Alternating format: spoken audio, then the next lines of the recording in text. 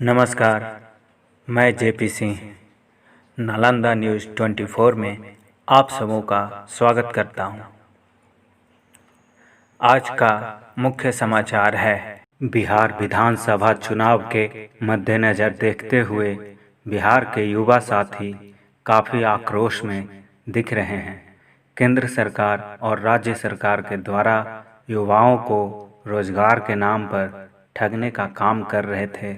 सरकार के द्वारा केवल चुनावी मुद्दा बनाकर अपना उल्लू सीधा कर रहे थे।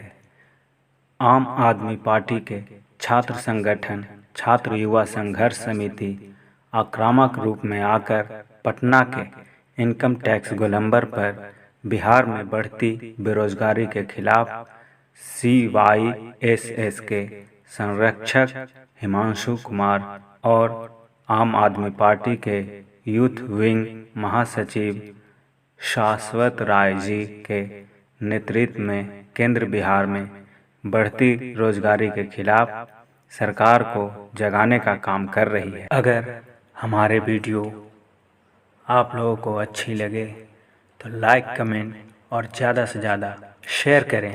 हमारे इसी तरह के अपडेट पाने के लिए हमारे चैनल नालंदा न्यूज़ 24 को सब्सक्राइब करना ना भूलें।